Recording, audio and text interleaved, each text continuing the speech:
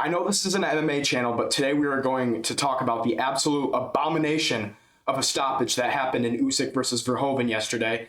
And yeah, I mean, Verhovven was supposed to come to the UFC, so I guess this does kind of have some MMA relevance, but I couldn't keep my mind off of making this video, and it's absolutely ridiculous. This stoppage is absolutely ridiculous, and we are going to go through the stoppage. We're going to break it down. We're going to show you guys some reactions across the MMA world. Yeah, and we're going to be breaking down some other stuff in this video too, like this fight, massive fight that got made in the UFC, and then Khamzat's Cope continues. So yeah, we're going to start off with breaking down this absolute abomination of a stoppage. Boxing is a joke nowadays. This is why, and this is why the UFC is completely outperforming boxing as of recent, and why it's gaining so many more new fans. This is why boxing is losing fans, losing revenue. And the reason that boxing is still somewhat relevant is because they do things like these to keep their major stars and to keep their major stars' legacies intact. So like Usyk, I'm going to give you guys some background on this fight to start out with if you guys haven't watched the fight. Usyk was down, I think, 7 rounds to Rico Verhovven, who is a 45-0 undefeated heavyweight kickboxing champion in Glory Kickboxing for 12 years. And he was an outsider to boxing. And yeah, he has some unconventional boxing. He didn't look, I mean, he actually looked very good out there considering that he was beating up and piecing up in some moments Usyk, who is a 25-0 and probably the best, one of the best heavyweight boxers in boxing history. I'd say top 5 at this point. You know, he's beaten Tyson Fury, Alexander Usyk. He's beaten Anthony Joshua. You know, he's beaten lots of good boxers, man. And Rico Verhovven was up on him, like on the scorecards, I think 7 rounds. But, you know, the judges didn't have it in his way, which is even crazier. If this was going to be a robbery either way, and going into this fight, Rico Verhovven was a plus 1,400 underdog, and Alexander Usyk was minus 2,300. And I like Usyk. I like watching Usyk. He's one of the boxers that I actually like to watch, besides Ryan Garcia and Naoya Inoue. I'm actually a fan of boxing as well. However, when stuff like this happens, it's hard to ignore how much the sport has deteriorated since its prime days, since the 80s with Tyson, you know, since the 60s or whenever with Muhammad Ali, and, you know, the wars that we used to have in boxing. And I obviously wasn't alive back then. However, this shows how much the sport has deteriorated, and we're going to go through how absolutely horrible the stoppage is. Without further ado, let's begin.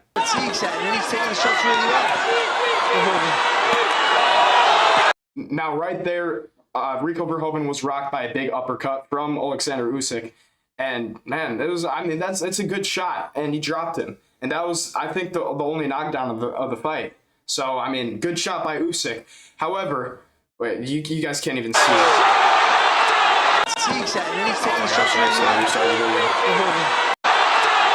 So when he's knocked down, there's 22 seconds left in the round. If you guys can see right here, there's 22 seconds left in the round. So, you know, there's going to be the 10 count, and, you know, the ref's going to separate them. The mouthpiece back. So there's this weird moment right here where Rico kind of stumbles over to his corner, get his mouthpiece. He looks up. Takes a little bit long. Usyk's complaining His coach fumbles the mouthpiece. about it. And he should be. Some valuable time wasted there. All right, so good 1-2 there from Usyk, but now he's got Rico Verhovven backed up in the corner. And now Usyk's got him in the corner. Sorry, guys, the timer's off. However, there's like, at this point, there's, I think, 8 seconds left in the round. Close the show. Rico's in trouble here. And the ref stops it right there. The ref stops the fight right there. And I'm going to show you guys, like, tell me which shots that Usyk is landing clean, where Rico Verhovven should be stopped, or where Usyk should be stopped. Close the show. So there's one good left hand from Usyk. It was, I think it landed like right there. There was a good left hand from Usyk. And then after that, he doesn't land any clean shots. And then the ref's looking ready to step in. He's eager to stop this fight. Boxing referees are eager to protect their superstars. Probably a call from Vegas, you know? A minus 2,300 favorite. Those who bet on Verhovven would have a fortune. They would become rich. Those who bet a decent amount of money on him, those who put $15 on Verhovven, were probably going to have like $1,000 put in their account. I don't know. You know what I mean? So, I mean, just watch the rest of it. I think he steps in immediately. No clean shots landed. And look at this man. This is a man who has all of his wits intact. This is a man who has all of his wits intact. I mean, it's so angering to watch because he was just simply defending. He was defending himself. He was trying to fire back still. He had his wits about him. Yeah, yes, he got knocked down once, and it was a good shot from Usyk. However, he was defending himself, and they stopped this at 1 second left in the round. And also, let's hear when the bell sounds, because Verhovven did say that this was stopped after the bell sounded. So let's listen. The bell rings right there. I think at 43 seconds in the video. There's the bell. The bell rings right there, and the ref's ready to step in. It looks like just to stop the round. Oh my gosh. Ruined everything. There we go. And then he waves off the fight right there. He waves off the fight right there, and I think you can even hear the commentator saying, "What are you doing?"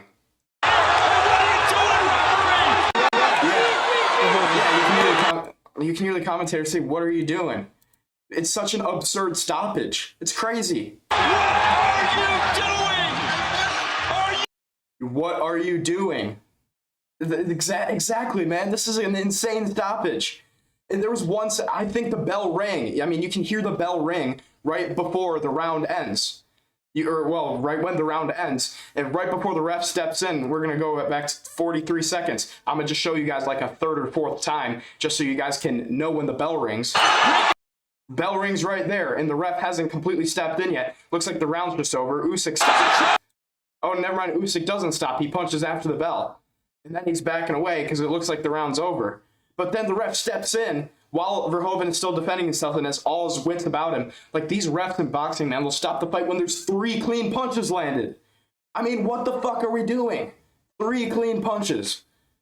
I'm sorry, guys. I'm going crazy about this, and this is boxing, so I'm not as passionate about this as I am MMA. However, there was like 2 clean punches in that exchange landed by Usyk, and those were kind of like, I mean, come on, man. And Verhovven was beating him up, but you got to give this guy the benefit of the doubt. And there's 1 round left in the fight. I think that Verhovven should have won the fight, but the refs had it like even on the scorecards. And this round was going to Usyk for sure. This was like the only knockdown of the fight. The round was going to Usyk. And I think that the 12th would have went to Usyk as well. So the judges were rigging it as well. The judges had Usyk tied on the scorecards, and one of the judges had Verhovven up by 1. So I think that it would have been an even bigger robbery had it went to the scorecards. Insane stuff here. You know what I mean? Crazy stoppage, horrible stoppage. And we're going to look at some reactions from the MMA. Tom Aspinall. Look at Tom Aspinall. Look at what he says.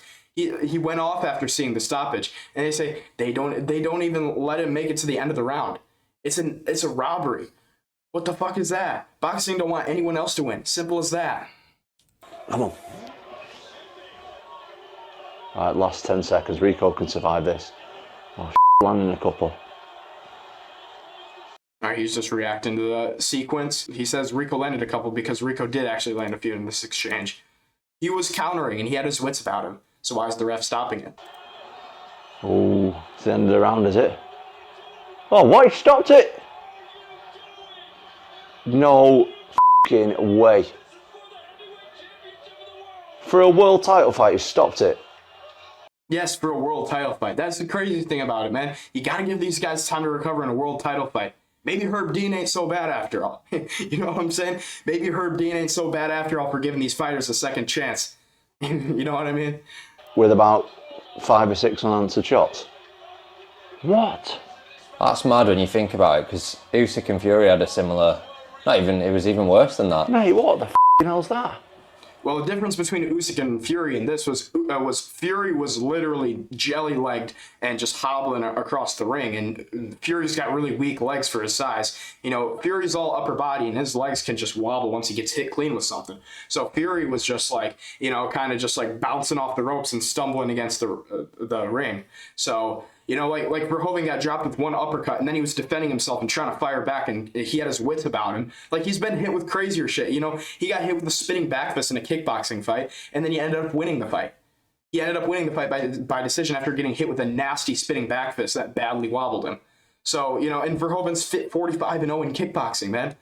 I mean, what the hell are these boxing judges thinking? I know what they're thinking. It's that they were prompted to do this by Vegas, and Turkey Al-Shiki, or whatever the dude's name is. They want to keep their superstars so boxing is still a relevant sport. They want to keep their guys at the top, and they want to feed him these quote unquote easy fights. But then one of their easy fights, quote unquote easy fights, like Rico Verhovven, is winning the fight. They're going to do everything in their power to keep their superstar winning, to ensure that their superstar wins the fight. Like, the judges had the scorecards tied, and Usyk won that round. They didn't even score the round for Usyk yet because the round hadn't ended. And the round actually did end. The bell rang, and the ref stopped it after the bell, even though Verhovven had all of his wits about him and was looking like he was ready to go out there and fire back in the 12th round.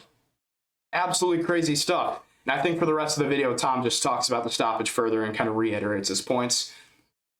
But yeah, and then we have Jake Paul reacting. Jake Paul commented under Usyk's Instagram post, and he says, "Usyk, I love you, but you should never feel like you won this fight. Embarrassing." Francis Ngannou commenting on this says, "Outsiders will never win. Trust me, I know. But Rico was the winner tonight, period." And I agree, man. Rico was going to be the winner. Even though, you know, the judges didn't look like they were going to score it for him. That's even crazier, I feel like. That's even crazier than the stoppage. But to cap off this point of the video, you know, boxing's a joke nowadays. Boxing is a joke. You know, outsiders never win. Francis Ngannou's right. You know, Ngannou versus Tyson Fury. He scored the only knockdown of the fight. And this idiot down here is going to comment about Anthony Joshua knocking him out. But, you know, I think that, you know, Ngannou, man, he won the fight with Fury. Ngannou scored the only knockdown of the fight. He won the fight with Tyson Fury in boxing. You know, and then you got McGregor versus Floyd. Don't get me wrong, I think Floyd was winning the fight. However, you know, 10th round questionable stoppage TKO for Floyd Mayweather after landing a few clean shots. It's just, you know, they'll make sure outsiders that never win. And Ngannou's completely right about this. But yeah, I mean, that's my overall thoughts. Boxing's a joke nowadays. Outsiders never win. And yeah, we move on to the next topic in this video. And it's a big fight at light heavyweight. Ankalaev versus Rountree Jr. And I'm kind of going to rant about this one as well. What the hell is going on with the matchmaking nowadays in the UFC? What is going on in the matchmakers' minds? Because I feel like they just keep giving Khalil Rountree, you know, these shots. Like, they gave him the title shot against Pereira when he was number 8 ranked in the world.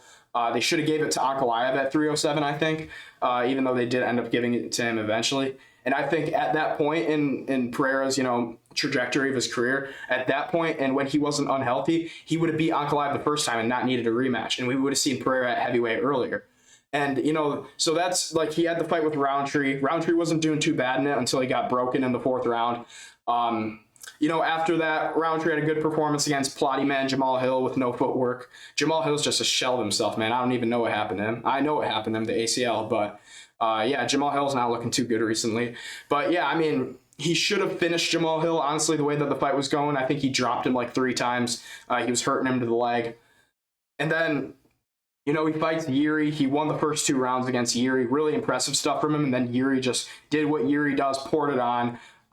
You know, samurai mentality, just absolutely knocked him out cold. The 1, 2, 3 landed on the chin and knocked out Khalil Rountree, absolutely stiffened him like a board. So, you know, those are the last 3 Khalil Rountree fights. And what they all have in common is they're all fights at the rankings. And he won one of them, and that's against Jamal Hill, who shouldn't have been ranked number 4 in the world as he was at the time anyways. You know, like his only really notable wins are, like, I think Thiago Santos and then Glover Teixeira. And the Glover Teixeira one is really good, don't get me wrong. However, you know, we haven't really seen that much from Jamal Hill. And Rountree beat him. And, you know, good for Khalil Rountree. But he doesn't deserve Ankalaev, man. Ankalaev is really good in the light heavyweight division. Really good counterpuncher. He doesn't deserve another fight up the rankings like Ankalaev. I think that the next step for Khalil Rountree was to defend his ranking against a lower ranked guy. It could have been Paulo Costa. That would have been a really entertaining fight. It could have been Dominic Reyes. It could have been Volkan Oezdemir. It could I feel like Dominic Reyes and Oezdemir are relatively easy fights for a guy like Rountree, who was winning against Yuri. Impressive. But regardless, I think that Ankalaev should have been given a different fight as well. I think Ankalaev versus Paulo Costa would have been interesting. Paulo Costa is a similar striker to Ankalaev, except Costa's more pressure heavy nowadays. He likes the thudding body kicks. He's got good leg kicks. Ankalaev and Paulo Costa would have been a very interesting stylistic fight. And Paulo Costa, he's good at promoting himself. He's a guy that you should boost up the rankings. I feel like the next fight that they're going to do is either Paulo Costa versus Chimaev or Paulo Costa versus like Jamal Hill or something. So I feel like you should have taken advantage of the opportunity of doing like Ankalaev versus Costa for an interim while Oldberg's out. So I think they missed out on that opportunity in a big way, and Rountree doesn't deserve a fight with the number one contender, Ankalaev. What are we doing? He lost to Yuri, who just lost to Oldberg. So, I mean, you know what I'm saying? And Yuri's good, and Yuri's only nightmare stylistic matchups are guys who are counterpunchers with left hooks, like Pereira, like Oldberg. However, and guys that are good off the back foot as well. But we're not going to talk about Yuri. This is not a good job done by the matchmakers here. Matchmakers have been missing recently, man. They should have gave Bryce. I know I'm picking a random fight, but they should have gave Bryce Mitchell a different fight, a guy that's better than Victor Henry, man.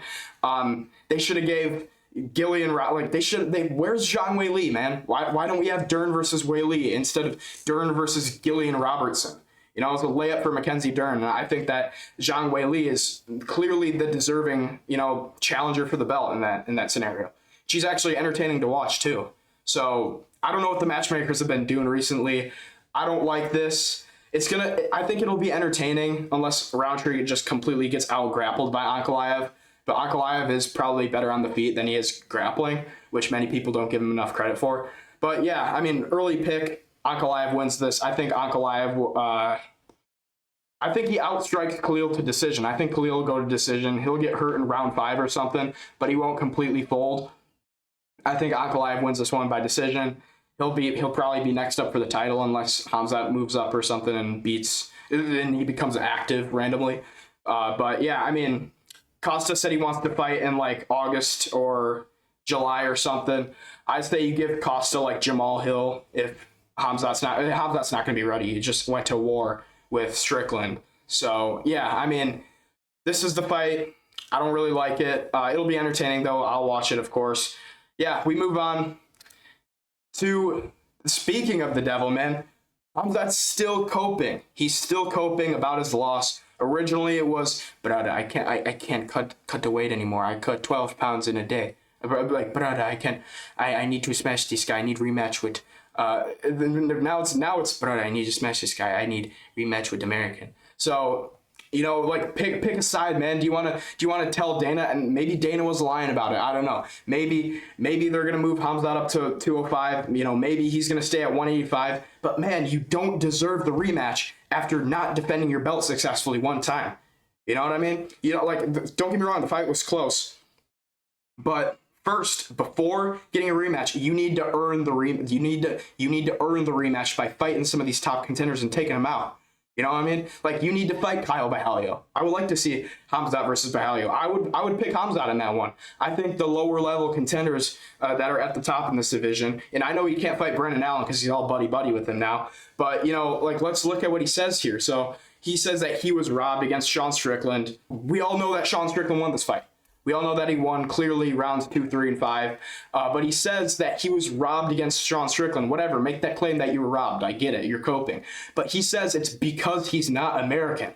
And then he says, but all judges are American. This organization is American. And no one is Chechen. It's a close fight. Who do you think will win? More robberies have went to, these type of fighters' side, if you know what I mean. Like, more robberies have went to the Khabibs, the Islam Makhachev, the Khamzat, the Murad. More robberies have went to this side of fighter, this style of fighter, than than the Americans, than the Western striker type style, you know what I mean? So I don't know what he's onto here, and I think that this is just another cope, maybe another thought planted in his head by Luke Rockhold or Khalil Rountree. If he wants to get a rematch, he has to be active, and he needs to break this trajectory of his career where he is simply just sitting on the couch and waiting for a fight, waiting for a cherry-picked opportunity at the title, waiting for an easy fight, for once a year. You need to fight twice or three times a year if you want to earn the shot. If you want to earn the shot to get it back against Strickland.